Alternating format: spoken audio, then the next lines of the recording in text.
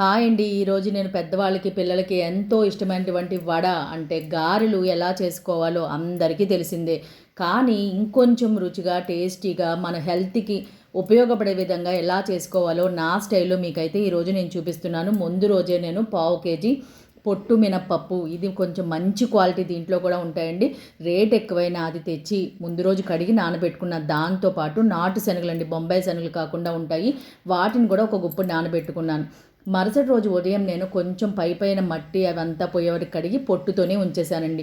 ఇప్పుడు దాన్ని మిక్సీ పట్టుకోవడానికి మీరు గ్రైండర్ అనే వేసుకోవచ్చు. చిన్న అల్లం ముక్క, సరిపడా పచ్చిమిర్చి, జీరా వేసి ఈ పొట్టు మినపప్పు, దాంట్లో శనగలు కూడా నాటు శనగలు వేసి మనం మామూలుగా వడకు ఎలా రుబ్బుకుంటామో అలాగే రుబ్బుకున్నామండి. మినపప్పు అంటే అది సాదాగా ఉండదండి, న్యాచురల్ ప్రోటీన్ ప్యాకెట్ అనమాట.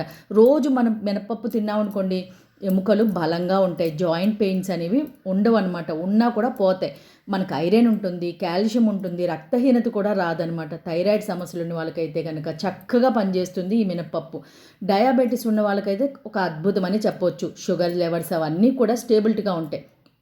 కానీ ఎక్కువగా తింటే గ్యాసు, ఎసిడిటీ అది మనకి ఎవరికైనా వస్తుంది కదండి. కాబట్టి మితంగా కొంచెంగా తీసుకుంటే పెద్దవాళ్ళకి కానీ పిల్లలకు కానీ అప్పుడప్పుడు చేసుకున్నా కూడా చాలా మంచిదండి మన హెల్త్‌కి.